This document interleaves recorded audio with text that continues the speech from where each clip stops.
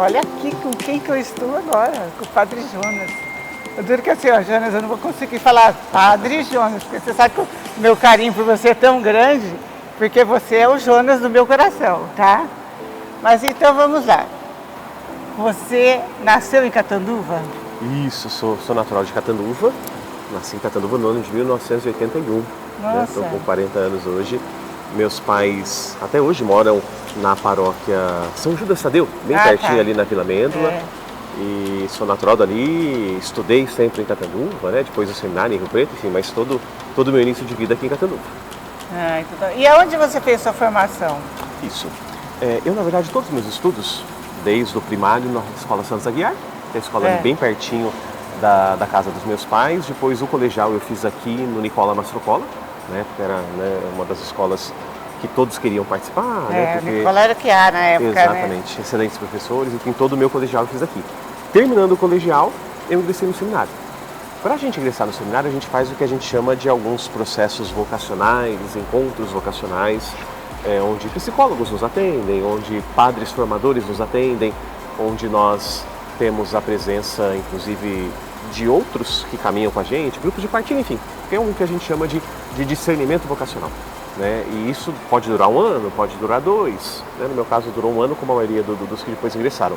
E aí o seminário, sim, em São José do Rio Preto. Ah, tá. Mas já tinha seminário aqui ou não? Ainda não. Quando eu ingressei, que foi no ano de 1999, não existia ainda a Diocese de Catanduva. Ah, tá. Nós ainda éramos Diocese de São José do Rio Preto. Então, os encontros vocacionais, o seminário propedêutico, tudo feito lá em Rio Preto. A faculdade de filosofia lá também, mas no ano 2000 foi criado Catanduva. Então, automaticamente, todos os seminaristas que pertenciam a Catanduva vêm para a Diocese de Catanduva. Apesar de estarmos morando, residindo em São José do Rio Preto, a gente vem para Catanduva e estudando lá a partir da teologia, mas residindo aqui. Na teologia estuda muito essa filosofia, né? Na verdade são 2 faculdades diferentes. Ah, né? Nós temos a filosofia. Eu achei que era junto. Nós temos a filosofia, que são, no caso aqui de São José do Rio Preto, são 3 anos, e é uma filosofia como qualquer curso de filosofia. O que a igreja pede para os futuros padres estudarem filosofia? Para que a nossa mente se abra à argumentação, ao pensamento, ao debate de ideias, aquilo que é próprio da filosofia, né? Porque a filosofia ela é capaz de, né, olhando aí todos os filósofos, dessa capacidade de estudo, argumentação, de conhecimento mesmo. Então a nossa filosofia é uma filosofia como uma faculdade de filosofia normal. Aí há a teologia, sim, que é um estudo próprio. Então nós temos o primeiro ano que a gente chama de propedêutico, que é um ano meio de reforço, de discernimento, a gente estuda de tudo um pouco. Aí há a faculdade de filosofia e depois a de teologia.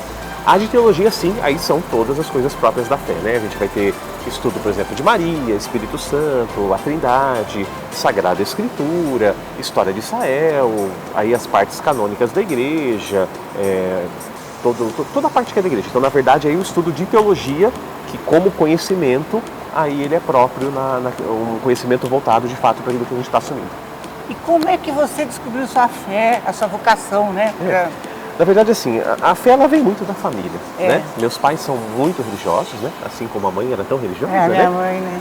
Eu também fui criada ali, eu fui até professora de catequese lá em Palmares.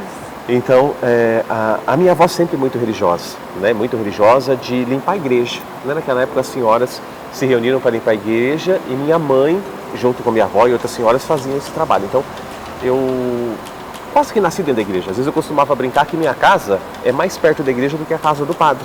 Porque a casa dos meus pais é em frente à casa paroquial.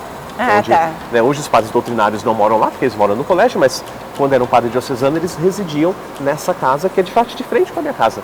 Até na minha memória, eu lembro tantas vezes do Padre Ernesto, né, tão querido aí. Nossa, nós na sala, ele jogava aquele monte de bala lá na frente, enfim. Padre Ernesto com suas belíssimas histórias. E sempre presente. Fui coroinha, grupo de jovens, sempre muito presente na igreja. Mas desde pequeno, sem ter muita consciência, sem saber muito do que era, eu sempre disse que eu ia ser padre.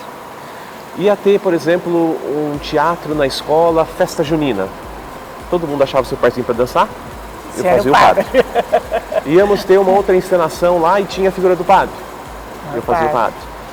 E eu sempre disse, sem saber muito o que era. Minha mãe dizia assim, eu também falava que ia ser freire e nem por isso fui ser freire. Mas sempre essa presença na igreja. E aí você vai ouvindo o chamado, porque na verdade Deus fala, né? Dom Celso, que é nosso bispo emérito, ele sempre costumava dizer isso, olha, Deus chama sempre, Deus fala sempre. Talvez hoje a gente não escute porque o nosso coração possa estar um pouco fechado, a gente tem ouvido outras coisas, mas Deus fala. E na minha juventude mesmo, sempre fui sentindo esse chamado. É lógico que os encontros vocacionais ajudam muito, o próprio seminário são 8 anos de formação, né? Mas assim, eu sempre senti dentro de mim que eu queria ser padre, sem saber o que era, o que comportaria, como seria, qual caminho seguir, mas sempre senti dentro de mim que queria ser padre, sempre senti. Ô, Jonas, na minha época, que também sempre vivi dentro da igreja, né, porque eu também morava na praça, lá em Palmares, do ladinho da igreja, eu lembro que tudo que a gente ia fazer era pecado. Nossa, você tinha um medo do pecado, né? Você tinha um medo porque... Aí o que você passava a ter? Um pouco de medo da igreja, da religião, da católica, não sei o quê.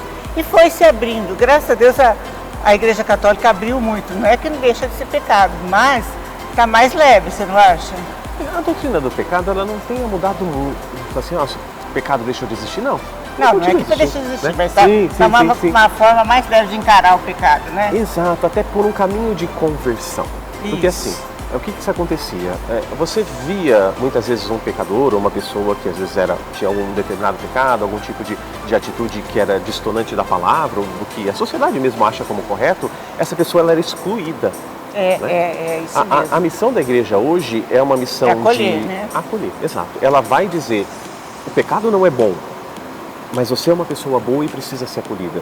Então a igreja hoje, mesmo, né, qualquer pessoa que pare e pense um pouquinho, ela não vai excluir pessoas da sua vida, ela vai tentar ajudá-las. Esse de fato é o processo da fé hoje em dia. O pecado continua sendo pecado, né? O pecado que mata, destrói, corrompe, enfim, né? Quantas coisas a gente não vê, vícios, enfim, tantas formas de pecado que nós temos, mas a pessoa tem que ser acolhida para que ela possa se converter, porque essa era a missão de Jesus. Às vezes é muito mais fácil você excluir, porque se você exclui, você não tem responsabilidade. Ajudar alguém a se converter, aí o caminho é muito mais difícil, né? Porque você tem processo de conversão, você tem muitas vezes recaída, se for uma questão de uma dependência ou tantas outras coisas, mas a igreja tem esse olhar de acolher, né? O Papa Francisco sempre tem falado isso, né? Uma igreja que tem que ser mãe, né? Ele até compara, até compara hoje em dia a igreja como aquela que trabalha no campo de batalha, né? Isso. E até como um campo de batalha, o Papa Francisco fala, né? As pessoas estão feridas pelo pecado, feridas pela dor e precisam ser acolhidas. E você tem um santo de devoção? Minha paróquia de origem, né? São Judas Tadeu, que foi a paróquia em que eu fui criado, as minhas grandes novenas, a minha experiência de fé ali. Então, desde criança, é mais por presença, por estar ali, mas assim, desde criança, é São Judas, que foi o santo do qual eu ingressei no seminário, aprendi a minha fé na paróquia São Judas, então São Judas é o santo da minha devoção. É santo forte. Santo, das causas impossíveis, urgentes. Né? Tem o Santo Expedito também que ajuda, né? Tem também. As impossibilidades, né? Mas é bom. Ô Jonas, assim, agora, você tem uma maneira de orar, rezar, né? Porque falar orar e rezar é tudo a mesma coisa. O que você reza? O que você ora? Ó, nós como padres, nós temos uma oração que nós temos que fazer como promessa. Ah, é? Então, todo dia? Todo dia. Ela é composta de pelo menos 3 momentos. Ela até tem mais, os monges costumam fazer mais, mas a gente é composta de 3 momentos, que é o que a gente chama da liturgia das horas. Então isso é uma promessa nossa de ordenação. Até porque ali nós vamos... O juramento? É um dos juramentos, é um dos juramentos de ordenação. Durante 4 semanas, que a gente chama de 4 semanas do saltério, a gente reza todos os salmos. Porque o salmo é uma oração que eleva, que nos coloca em oração, então são geralmente alguns cantos, mas a maioria dos salmos, 3 salmos de manhã, né? Alguns são muito grandes, são divididos, na hora do almoço e também à tarde, depois na oração da noite, que é o que a gente chama da oração da liturgia das horas. Mas isso a gente faz não só pra gente, faz inclusive como serviço, para que a igreja no mundo todo esteja em constante oração. Se a gente vai pensar, os padres, os monges, os religiosos, no mundo todo rezando em determinado momento, toda hora tem oração. Então a igreja está em constante oração. Então essa é uma promessa nossa dos padres. Agora, pessoalmente, você perguntar qual que é a tua oração principal? O Santo Terço. Né? Você reza o terço todo dia, o terço me ajuda, leva ele no bolso, não sai sem ele. Até falo pro pessoal, gente, leva o tercinho no bolso, quando vocês forem, né? Sempre vamos ter um pequeno tempo, me ajuda muito. Até porque Maria reza com a gente, né? E é um momento de se colocar em oração. Eu não rezo os mistérios tais quais. Hoje eu rezo alguns outros, não. Ao longo das vidas, nos retiros, eu fui colocando alguns momentos de oração. Então, por exemplo, no primeiro mistério que eu rezo, eu sempre rezo pedindo pela minha missão e vocação como padre, né? Porque aonde quer que a gente esteja, a gente tem que ser padre, né? Então eu sempre rezo isso, para que Deus nunca me deixe ser outra coisa a não ser padre onde eu estiver. No segundo mistério eu rezo por todos os padres, né? Nós sabemos os padres aí, os desafios que enfrentam, os vocacionados, os religiosos, sempre tem alguém passando alguma provação, alguma dificuldade. Então no meu segundo mistério eu sempre rezo por isso. No terceiro, pela igreja onde eu estou e pela missão que eu tenho, né? No caso aqui pela catedral, hoje eu acompanho o ECC, sou representante dos padres da diocese, então um pouco dessa missão. No quarto mistério eu rezo pedindo conversão, porque o pecado muitas vezes bate na gente, né? E a gente tem que se converter, dia a dia transformar. E sempre no quinto mistério eu rezo por aquilo que não está nas minhas mãos, que tem muita coisa que está só nas mãos de Deus, né? Uma vez nós fizemos um retiro e o pregador falava, olha, tem coisa que só Deus pode fazer. Na minha vida, ou mesmo às vezes alguém que vem conversar um dia, pedindo uma orientação, você fala, ali só Deus, né? Então esse último mistério eu sempre dedico para aquilo que só Deus possa. Eu dei uma pequena adaptada no terço, mas essa é a minha grande oração. E vale, por exemplo, você reza um mistério, por exemplo, de manhã, daí a pouco, mais tarde, você reza outro. Sim, é possível. Eu procuro rezar direto, porque vai dar 15 minutos, 20 minutos, né? Às vezes a gente se perde nas Ave Maria. No dedo vai, no dedo vai. Às vezes acontece da gente se distrair um pequeno momento, claro, mas é que eu falo, Maria está rezando com a gente. Mesmo que a gente dê uma pequena distraída, Maria está rezando com a gente. Porque no sentido às vezes o pensamento voa, né? E você está com tanta preocupação, que é um momento de devoção, de acolhimento, mas aí você se perde um pouquinho às vezes. Né? Mas me ajuda muito o terço, porque assim, o terço é uma repetição que tenta esvaziar um pouco a gente, para que Deus venha. Né? Então, me ajuda nesse sentido porque eu vou deixando os meus pensamentos, né? A gente quer ter controle de tudo e na oração é Deus. Né? Acho que muito mais do que a gente, vou subir um degrauzinho e chegar a Deus na oração. É lógico que tem que ter meu esforço, se eu não me esforçar, não me preparar, não querer, Deus não vai ver. É assim que eu ia te perguntar, né? Como é que você lustra a sua fé? Né? Que é isso aí. E aí é muito mais uma abertura a Deus, né? Porque assim, a fé ela é um dom. É Deus que nos dá, mesmo no caminho da oração, né? A gente tem que se abrir para Deus vir. Tem o nosso esforço, tem a nossa dedicação, tem o nosso querer, tem a nossa parte, mas é um abrir-se para Deus, é uma experiência que a gente faz, mesmo do amor de Deus. Ele nos ama muito mais do que a gente ele, né? Lógico, nós amamos a Deus, nos comprometemos com esse amor, recomeçamos muitas vezes, dá um passinho para trás, 2 para frente, mas é se abrir essa experiência, é fazer uma experiência de Deus na sua vida, de um Deus que fala, de um Deus que orienta, de um Deus que você encontra na oração. É meio, às vezes, até sensorial. Na igreja tem falado muito isso, de fazer uma experiência de Deus. Experiência de Deus. Tem muita gente que sabe o que Deus quer, tem muita gente que sabe o que a palavra diz, tem muita gente até que reza, mas ainda não fez a experiência de Deus. E na experiência de Deus é diferente. É que às vezes a fé da gente é muito fraca, né? Porque você pode ver que você crê em Deus, você tem certeza naquilo, você vai fazer. Aí de repente dá errado, você já amolece, né? Não sei. As dificuldades da vida abalam. Nossa, tem uma fé inabalável. Claro que não, se a gente for olhar para a cruz de Jesus, né? Na cruz de Jesus ele chegou a dizer, meu Deus, por que me abandonaste? Né? No momento de extremo dor, relógio recuperando o salmo, mas fazendo essa belíssima oração, ou Senhor, né? Afasta de mim esse cálice. Então, nessa certeza de confiar que a presença de Deus ela pode ser experimentada, pode ser sentida. Até mesmo, por exemplo, tem momento que é mais difícil experimentar Deus, mas é a hora que a gente mais precisa. São nessas horas que a graça e a presença de Deus são mais essenciais para a nossa vida. Eu costumo afirmar sempre, olha, não reze para Deus, né? É para você. Deus não precisa da minha oração, sou eu que preciso. Sou eu que preciso. Então, assim, Deus vai até entender, dias que eu estava com dificuldade, que estava com provação, que eu não rezei bem.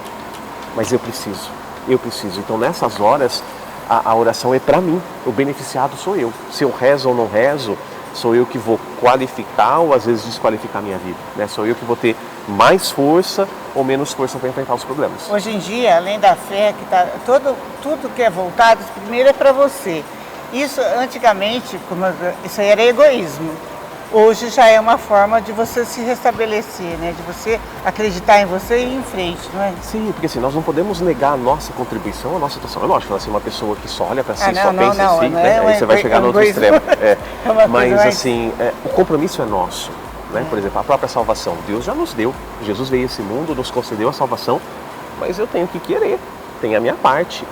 É interessantíssima aquela frase de São Paulo, quando ele diz assim, olha, não vos conformeis com o mundo, mas transformai-vos. É Às vezes a gente eu não pensa assim, conhecia. vai transformar o mundo? Claro, eu preciso muitas vezes, mas a transformação começa por mim. Maria mesmo, né? Quando o anjo diz, olha, você vai ser a mãe do Salvador. Eis aqui a serva do Senhor, faça-se em mim, segundo a tua palavra. Né? Maria podia ter falado assim, olha, anjo Gabriel, eu aceito ser mãe do Salvador, mas convence São José aí para me ajudar, né? Que ele diga assim, que a gente tenha pelo menos um lugar digno para ele nascer, que a gente Ela não precisa... pestanejou, né? Aceitou de... Em mim, né? Faça-se em mim. Então, a palavra de Deus, a vontade do Senhor, o progresso que a gente quer, e aí a gente pode jogar para tudo, né? Estudo, melhora, grande parte é nossa, grande parte é nossa. Ô, Jonas, eu lembro assim, na minha época, tinha mais assim, TLC, grupo de jovens, grupo de casais. O que hoje em dia tem, porque deu uma mudadinha, não deu? É assim, as grandes atividades da igreja ainda continuam. Família, juventude, catequese, liturgia. No campo da juventude, por exemplo, aqui na Catedral nós temos TLC. Nós até celebramos... existe TLC? Existe. Nós celebramos 15 anos deles aqui na Catedral. Não são todas as paróquias que têm o TLC, mas você vai ter um movimento Jovem da Renovação, você vai ter um outro movimento de juventude. Casais hoje em dia, a gente tem o ECC e a Pastoral Familiar e as equipes de Nossa Senhora, são os grandes movimentos que nós temos. E aí você vai ter catequese, em preparação para as crianças, liturgia, canto, ação social, e a gente tem Vicentinos, tem a Cárita, tem Pastoral da Sobriedade. Essas são as grandes ações da igreja, né? Família, juventude, as crianças na catequese e as grandes carências sociais, né? E nós temos os Vicentinos que atendem, tem a Pastoral da Sobriedade, aí tem Sopão, aí tem muitas inspirações sociais que brotam do Evangelho. Aqui a Catedral tem só a Igreja de São Bento que atende ou tem mais? Isso. Não é agregado, como é que fala? São capelas, né? São capelas que pertencem. Capelas, né? Porque tem aqui a Catedral, tem a Matriz e depois tem as paróquias. As capelas são as pequenininhas. Você vai... Isso, na verdade, assim, cada paróquia constituída, a gente pode chamá-la de matriz paroquial. Tá. Esse é um termo que a gente utiliza. Então, a catedral é a matriz desse território. Não é a matriz da cidade, né, que é a mais antiga, mas é a matriz desse território. Então, como paróquia, ela tem algumas capelas de atuação. No nosso caso, a capela do colégio, que é uma capela das irmãs, mas é uma capela de atuação nossa. A São Bento, e nós temos uma comunidade no comecinho da Santa Catarina, que é um salão dos Vicentinos, que é um salão onde eles guardam os alimentos para distribuírem para as famílias, mas ali também é uma comunidade chamada São Judas, onde nós temos missa semanalmente. Então as missas são realizadas... Aí você atende todas... Isso. Geralmente nessas comunidades são mais missas. No caso do Colegião tem muito casamento, muito batizado, na São Bento também. Na comunidade São Judas é mais missa que nós temos. E aí cada paróquia tem suas capelas. Tem paróquias que não tem capela nenhuma. A Matriz vai ter a capela do hospital, mas não tem mais nenhuma. A Santa Rita de Cássia, por enquanto, não tem capela, né? Eles estão pensando em construir, porque tem uma, mas não tem. Então, mas assim, dependendo da estrutura da paróquia, ela pode ter suas capelas, espaços de atendimento. Inclusive, a São Bento foi a segunda igreja de Catanduva, construída por Padre Albino. Que bonitinho. O Padre Albino construiu lá, bem menorzinha, bem pequenininha, mas ele que construiu a São Bento. Verdade. Já nós estamos chegando agora no final de ano. Começa o movimento de Natal, né? Todas essas coisas. Mas o que acontece aqui na Catedral, que é uma coisa assim maravilhosa, que agrega tantas pessoas, é a fé, que é uma coisa brilhante que você disse que já vai fazer 60 anos, a novena de Nossa Senhora das Graças. Exato. Esse, na verdade, é o maior evento religioso da cidade, né? Em anos normais, como a gente agora está até começando a voltar um pouco mais à normalidade, né? Já caiu o distanciamento, dizem que com o passar do tempo vai cair até as máscaras. Diz que até dia 1º de dezembro vai eliminar as máscaras. Até as máscaras, né? Então, assim, vamos pensar um período normal, fora a pandemia. Passavam 5 mil pessoas por dia aqui, na Catedral. E essa novena, ela foi iniciada pelo padre Orlando, um padre doutrinário, que nas cidades onde ele passou, ele iniciou essa novena. Ele tinha uma devoção muito grande com Nossa Senhora das Graças. Em Guaíra, em São Joaquim da Barra, onde os padres doutrinários tinham paróquias, onde ele tinha paróquia e passou, ele fundou a novena. E aqui ele fundou, no ano de 1961, tanto que nós estamos completando 60 anos agora, dessa novena, que é o maior evento religioso, nós podemos dizer, de Catanduva. Só aqui na Catedral, nós temos 7 horários de missa durante a novena. 5h30, 7, 9 da manhã, 11h30, 15 horas, 18h30 e 20 horas, né? E tem algumas paróquias que também estão... Bastante, a grande maioria das paróquias da cidade, São Judas, Matriz, Imaculada, São José, Santa Rita tinha, esse ano não vai ter, mas assim, várias paróquias sempre realizaram, porque é uma devoção que foi crescendo muito. Porque assim, nós podemos fazer experiência de Deus, direto com Deus. Claro. Eu queria te perguntar, como é que é a crença, o credo numa novena? Sim. No caso da novena de Nossa Senhora, os 9 dias, assim, o novenário é um período de preparação para a festa. Então são 9 dias que a gente se dispõe a preparar. Certo. São 9 dias que a gente reza um pouco mais, a novena vai ter sempre uma determinada penitência, ela tem um tema que ajuda as pessoas a crescerem. Por exemplo, esse ano nós vamos meditar sobre a Salve Rainha. Então, destrinchamos a Salve Rainha, dividimos essa oração como oração tradicional da igreja, a Salve Rainha. Então o que quer dizer isso? Primeiro dia... A escolha é vossa ou vem de... Não. Essa novena é nossa. Igreja, essa novena é nossa. Porque como essa novena aqui já existe há 60 anos, somos nós que programamos. Reunimos a equipe de liturgia, pensamos nos temas, já teve anos da gente meditar a oração do Pai Nosso, teve anos de nós meditarmos os 10 mandamentos, anos de meditarmos os sacramentos, pecados capitais, enfim, vários temas que ficaram marcantes. Esse ano é a Salve Rainha. Nós vamos destrinchar a Salve Rainha, que é uma oração que a gente faz muito. Mas voltando um pouquinho na questão de Nossa Senhora, por que acho que a novena se apega tanto? Porque assim, eu posso rezar sozinho? Posso, sem problema algum. Posso fazer individualmente minha oração. Mas quando eu faço a experiência de rezar junto com Nossa Senhora, é tão diferente. Eu gosto de contar um pouquinho o exemplo da minha avó. Talvez como a mãe, com certeza. Minha avó era uma senhora de missa diária. Diária. De rezar o Santo Terço todo dia. De antes de dormir, lá no quarto onde estava o quadrinho de São Cristóvão fazer sua oração. Ela tinha uma imagem de Nossa Senhora Aparecida, então antes de dormir ela se ajoelhava diante dessa imagem, então ela estava sempre em oração. Acontecer qualquer coisa na nossa família, a primeira coisa, vó, reza nessa intenção. Porque a gente sabia que ela estava rezando. E rezando sempre. Qualquer coisa, alguém vai prestar vestibular, alguém vai ter que fazer um exame, conhecendo uma pessoa que está doente. Antes da gente rezar, vó, reza, a gente se sentia amparado. Parece que a gente não estava sozinho na oração. Padre Zezinho tem uma música linda que ele fala assim, que se nós podemos rezar uns pelos outros, a mãe de Jesus pode mais. Então, quando nós fazemos a experiência de Nossa Senhora, nós caminhamos com ela ao nosso lado.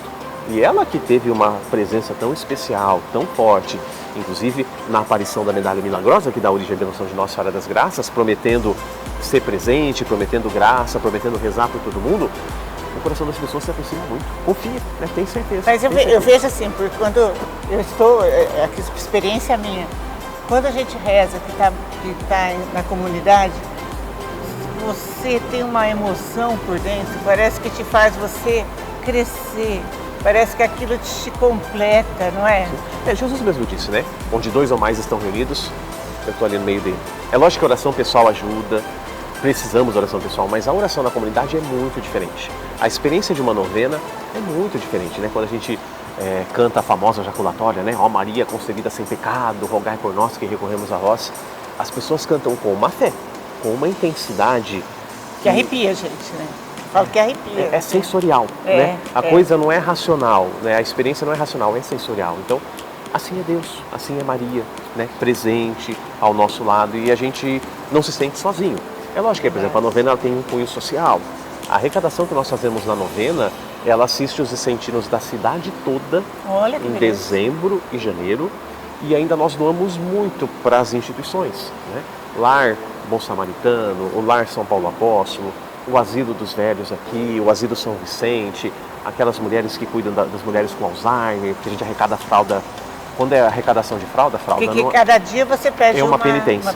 Isso, porque como é um caminho de preparação para a festa de Nossa Senhora, você tem a meditação, você tem as orações, mas você tem que ter esse compromisso social.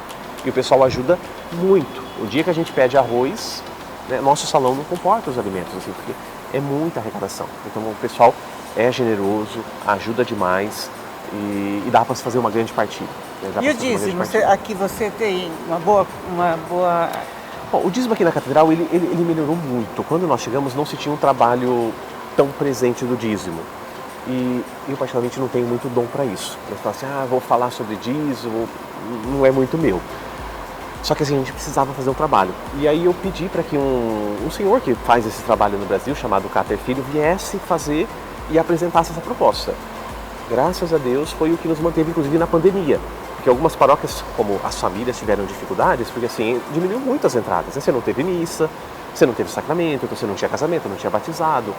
Mas o dízimo o pessoal não deixou de apresentar. Então, é lógico que quem teve uma diminuição de renda diminuiu o seu dízimo, mas assim... todo mundo, né? Sim, todo mundo teve que ter seus gastos, seus cortes, mas assim, graças a Deus o nosso dízimo está estável. Porque o pessoal, mesmo da comunidade, entendeu que o dízimo, ele não é investimento em Deus. Às vezes a gente vê alguns discursos religiosos por aí falando assim, você quer ganhar quanto de Deus? Quero ganhar 10. Então dá 1 que Deus vai te dar 10. Quero ganhar 100, então dá 10 que Deus vai te dar 100. Porque essa coisa aí... Não tem nada a ver com isso. O dízimo, ele é um custo. Isso daí eu acho um pouco de exploração. Isso é investimento, né? Fala assim, olha, eu vou colocar um pouquinho em Deus para que Deus multiplique. E continua aquela de 10%, né, da tua renda ou não? São poucas pessoas que têm experiência de 10%. O que a gente costuma dizer? Algumas pessoas fazem e têm até belíssimos testemunhos, mas assim, o que a gente orienta as pessoas? É a tua gratidão diante de Deus. Tudo que eu recebo vem de Deus. Minha vida, minha saúde, meus dons, em última análise, tudo vem de Deus. Então, de tudo aquilo que eu tenho, eu pego uma parte como gratidão e coloco diante de Deus. Essa é a experiência que nós fazemos no dízimo. Nós padres pagamos 10%, né? O nosso já vem até descontado. Isso, porque nós, né? Enfim, é uma missão nossa, inclusive. Mas assim, o importante é, quando a pessoa vive a experiência do dízimo, ela consagra aquilo, tudo que ela recebeu, ela fala, isso daqui eu deposito diante de Deus. Não é valor, não é cifra, é o jeito como é feito. É a gratidão que se expressa. Mas você sabe que, às vezes, eu paguei o dízimo, mas às vezes eu acho assim, isso é coisa minha, não sei se eu estou certo ou errado. Às vezes eu descubro uma pessoa que está precisando de alguma coisa, eu acho assim muito mais válido eu ir lá, o que eu ia pagar no dízimo, ajudar aquela pessoa do que o dízimo. Estamos juntos. É a tua experiência, claro, porque assim, você está fazendo como caridade por fé. Está fazendo como caridade por fé, então é teu gesto ali diante daquela pessoa. Às vezes eu fico também na dúvida, eu falei, gente, eu não tenho dinheiro para dar aqui e dali, mas se eu posso fazer isso, que vai? Sim, porque assim, você está revertendo para a sociedade, para as pessoas, como um gesto de fé. Como um gesto de fé. Bem, agora deixa eu fazer, você falou em dom, você tem uma voz linda quando você canta e quando você faz a oração da alma de Cristo, né? Sim. E eu acho, juro que eu fico arrepiada, assim, me emociona. Você vai ser um padre Fábio de Mello? Não. Cantar? Não, na verdade, aquela cançãozinha no final da homilia, quando a gente vai terminar a homilia, eu particularmente gosto de entrar num clima de oração. E a música, ela chega em alguns lugares que as palavras não chegam, né? Porque ela inclusive nos ajuda depois a recordar aquilo que foi vivenciado. Então, geralmente é um refrãozinho, né? O ideal seria se tivesse um pequeno mantra, mas nem sempre tem um mantra para tudo. Então, aquele pedacinho que a gente canta no final da homilia é iniciar um processo de oração, né? Porque a palavra foi proclamada, ela foi partilhada, Deus nos deu uma lição de vida, mas a gente precisa da força de Deus para executar aquilo. Claro. Então, o momento do final da homilia, que geralmente eu canto uma pequena minha canção, é que nos ajude. Ajuda a meditar, mas ajuda a entrar num clima de oração. Você não está treinando para ser um padre cantor. Não. Nunca nem fiz aula de canto, não.